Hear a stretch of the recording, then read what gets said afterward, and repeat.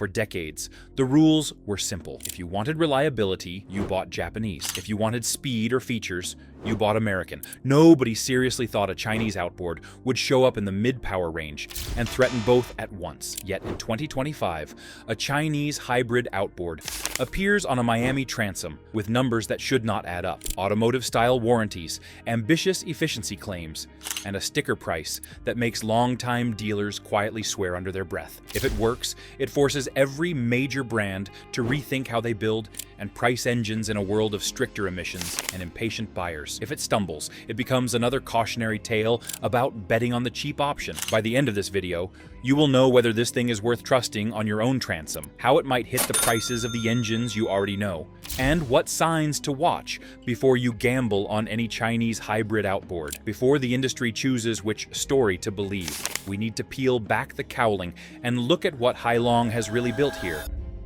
Who built this thing? The name on the cowling is HaiLong, a Chinese industrial group that, on paper, has nothing to do with fishing Saturdays or family sandbar runs. Their history is not yacht clubs and offshore races. It is generators, industrial engines, and electric drivetrains for buses and delivery vans inside huge cities most boaters will never see. For years, they have built quiet, anonymous machinery that runs for thousands of hours without anyone thinking about it. That background matters because HaiLong is not trying to sell a fashion accessory. They are trying to do in the outboard world what Chinese manufacturers already did in solar panels, smartphones, and electric scooters. Come in late, avoid the early mistakes, and leap straight to a version that looks modern, efficient, and brutally priced. Behind the polished stand, the story they tell is very simple. They watched the tightening emissions rules in Europe and North America. They watched the price creep on mid to high power outboards. They watched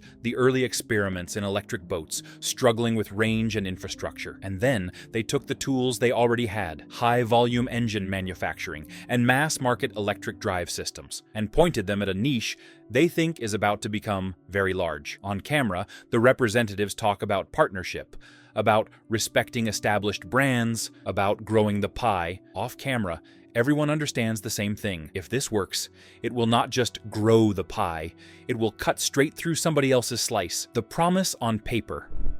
The engine itself carries the kind of name marketers love, Nova 250E. The core claim is straightforward. It is an inline 4-cylinder gasoline outboard rated at 250 horsepower, assisted by an integrated electric motor that fills in the low end of the torque curve. You still bolt it to your boat, like any traditional outboard. You still feed it gasoline. You still steer and trim it like the engines you already know. On the spec sheet, the differences hide in the details. Displacement sits in the same neighborhood as a Yamaha F 250 or a Mercury 250 Pro XS. Dry weight is quoted within a few dozen pounds of the usual suspects. The headline, separation is price and efficiency. HaiLong says a single Nova 250E on a mid-20-foot center console should burn roughly 15 to 20% less fuel at a normal cruise speed than a conventional gasoline 250 horsepower outboard, thanks to that electric assist.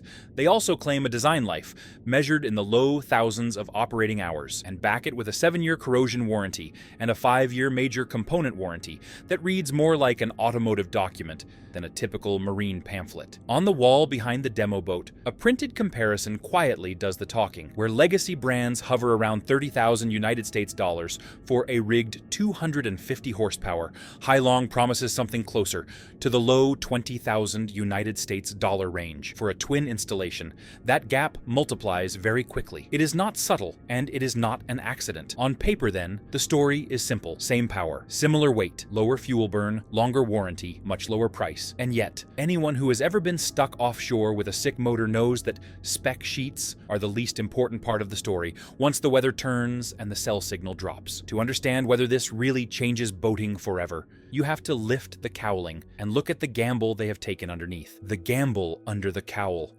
Under the glossy cover, the Nova 250E is neither a wild science project nor a simple clone of an existing design. The gasoline side is deliberately conservative, a 4-cylinder block with modest specific output, multi-port fuel injection, and a compression ratio that stays within the range of mid-grade pump fuel. Where the engine diverges from tradition is the way that Block is married to an electric machine and a battery system. Instead of chasing a full electric boat that quietly runs out of range, HaiLong bolts a relatively small electric motor directly to the crankshaft and feeds it from a compact, ruggedized battery pack tucked in the rigging zone. The motor does not try to move the boat on its own for hours. It wakes up during hole shot, low-speed maneuvering, and light cruising to smooth the torque curve and reduce how hard the gasoline engine has to work. Think of it more like a hybrid car that quietly fills in the gaps, not an electric car pretending to be something else. This is where the cause, effect, and consequence line starts to matter. The cause is a design choice. Accept more complexity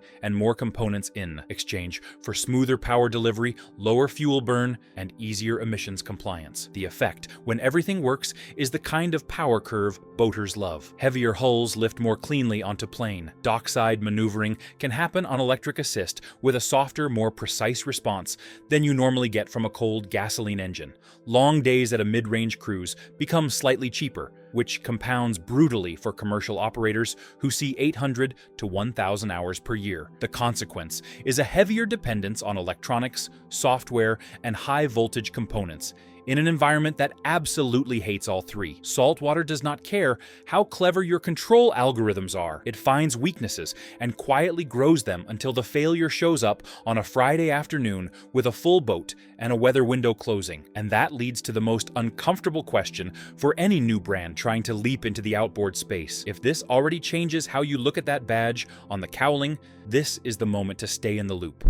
I am really curious where you land on this, so tell me in the comments, would you actually trust a brand new Chinese hybrid outboard on your own transom? Or is that a hard no for now? And why? And if you like having the marketing stripped away and the real trade-offs laid out before you spend tens of thousands of dollars, hit like and subscribe so you do not have to rely on brochures to make the next big call. The dealer math. For most boaters, it is easy to frame this as a simple personal decision. Would you trust an unknown Chinese hybrid outboard on your transom? For dealers and lenders, the question is more painful. They live inside spreadsheets that most boat owners never see. In those spreadsheets, engines are not legends or dreams. They are inventory lines carrying interest. A typical small to mid-sized dealership might hold several mid to high power outboards from each major brand on a floor plan loan. Each motor can represent 25 to 35,000 United States dollars of financed inventory. At modern interest rates, just keeping those in the rack can cost thousands of dollars a year before a single one is bolted to a boat. When a manufacturer like HaiLong walks in and says, "We will sell you a 250 horsepower outboard for the low 20,000 United States dollar range, and we will support your first demo units with reduced financing." That is not just a technical proposition. It is an oxygen mask.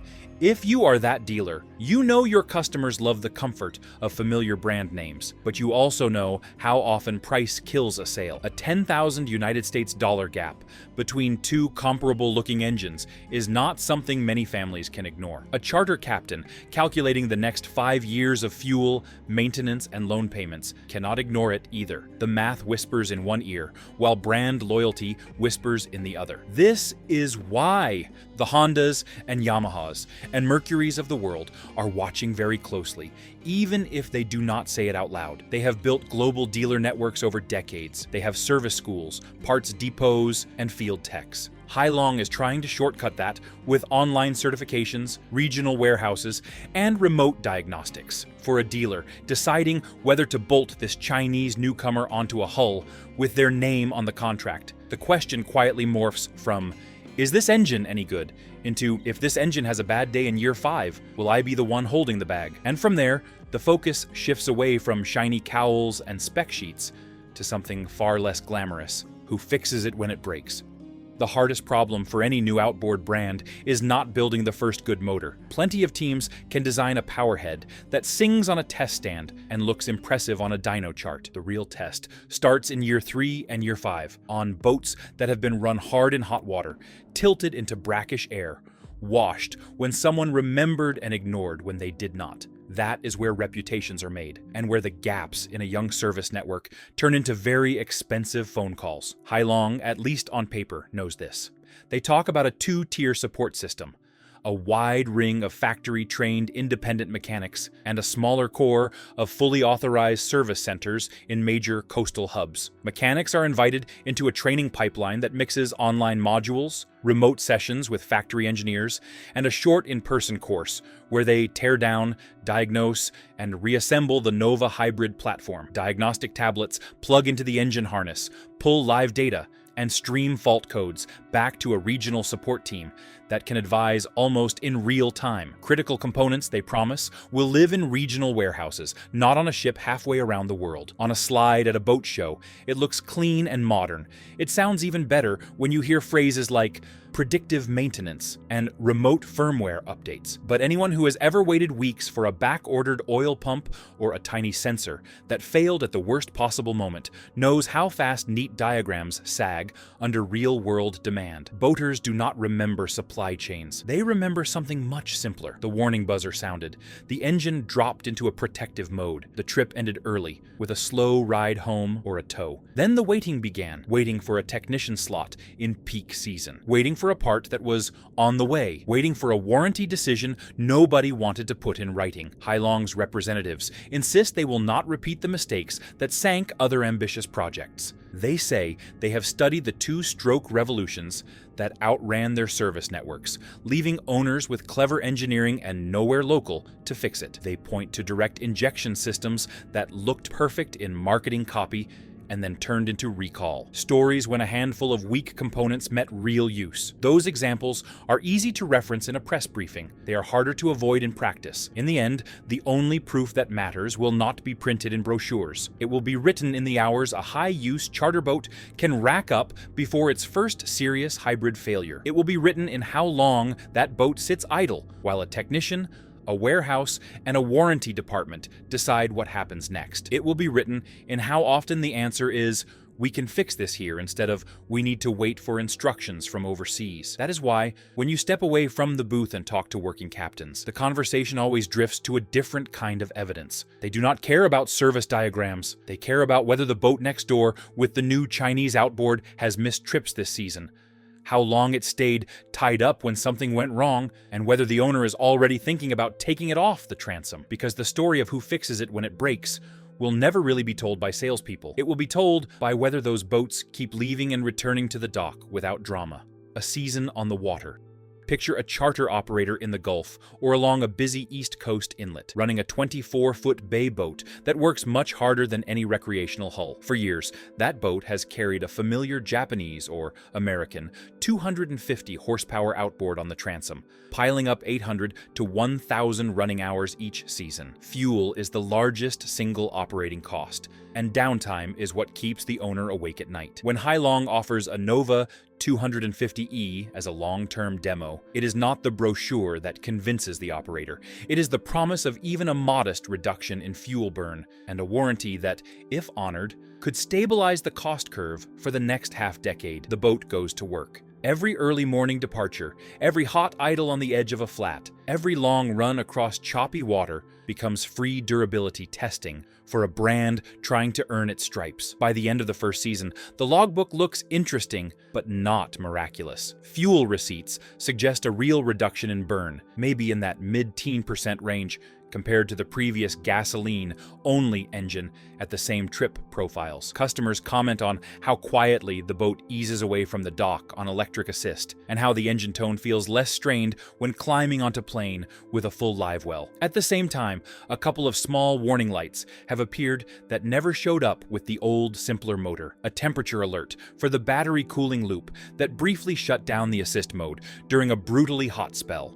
A sensor fault in the high-voltage system that took a few days of remote, back and forth to clear. The boat never truly stranded anyone, but it did remind the operator that new technology always trades one kind of annoyance for another. For that captain, the conclusion is not a simple yes or no. It is a cautious maybe. Maybe this is worth it if the service network gets thicker, if the parts pipeline gets faster, if later revisions quietly fix the weak points. Multiply that calculation across hundreds of small operations around the world, and you start to see how this story either grows into a genuine shift or quietly stalls at the level of a clever experiment. And whatever choice those captains make will not stay isolated. Their decisions will ripple through the rest of the industry, the dominoes around it.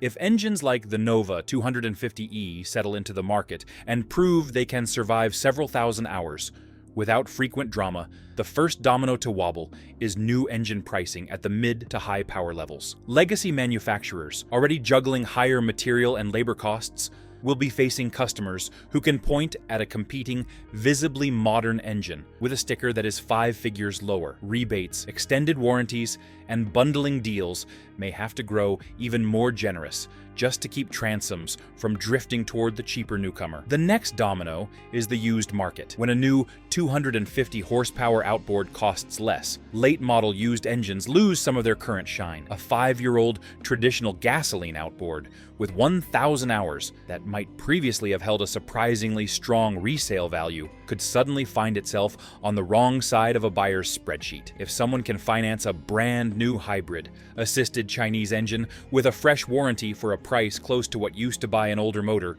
with an unknown history, the temptation is obvious. That pressure does not destroy the used market, but it reshapes it.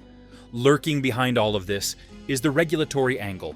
Emissions rules in Europe and tightening standards in certain United States coastal regions reward engines that can run cleaner over standardized duty cycles. A hybrid assisted outboard that leans on electric torque during key parts of those cycles will naturally look friendlier on a lab report than an older design running solely on gasoline. If regulators ever decide to push harder through incentives, restrictions on older engines in sensitive waters, or simple consumer messaging, a design like the Nova platform is already pointed in the right direction. None of this means the established brands will sit still. They have their own hybrid experiments on test stands. They have alternative combustion strategies and digital control systems that can safely stretch efficiency without bolting on full electric assistance. But they also have legacy product lines to protect, dealer promises to keep, and shareholders who flinch when margins compress. Whether they respond by accelerating similar technology, by doubling down on ultra-refined pure gasoline engines, or by leaning harder into premium branding, one thing is certain: the existence of a credible, lower-cost hybrid competitor from China changes the internal conversations at those companies, even if nobody says so in a press release. What you should watch.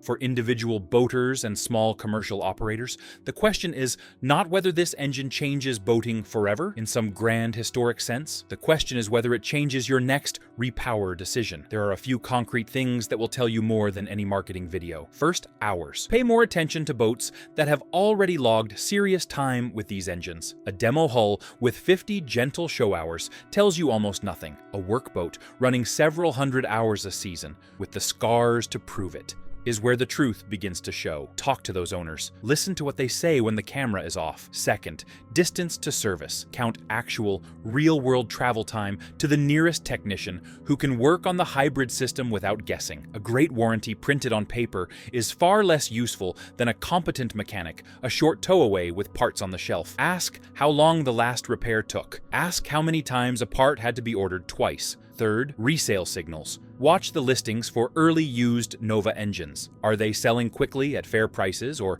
lingering online with repeated cuts? When brokers talk to serious buyers, do they frame the HaiLong name as an asset, a neutral factor, or a risk that needs to be priced in? You do not need perfect data. You just need to see which way the breeze is starting to blow. Finally, pay attention to how the legacy brands talk about this type of technology over the next few years. If the same companies that once dismissed hybrid systems as unnecessary suddenly begin quietly rolling out their own versions, that tells you they see real demand. If they refuse and instead sharpen their messaging around simplicity, pure mechanical durability, and service networks, that tells you they think complexity fatigue will set in and customers will come back to what they know. Either way, your choices multiply, and with them, the responsibility to look past the brochure. Right now, in 2025, this new Chinese outboard is balanced perfectly between this could change everything and this could go very wrong. On one side, there is a spec sheet that hits every sore spot boaters talk about at the dock: brutal fuel bills, creeping engine prices, and emissions rules that feel closer every season. On the other side, there is a badge with almost no saltwater history, a service network still being stitched together, and a design that makes you trust batteries and software as much as pistons and rods. Nobody can honestly tell you how this ends yet. So I want to hear from you in the comments. Would you actually run one of these on your own transom or not yet? And what would have to change? And if you want more of the context that never fits on a brochure, hit like and subscribe so you are there when the next chapter arrives.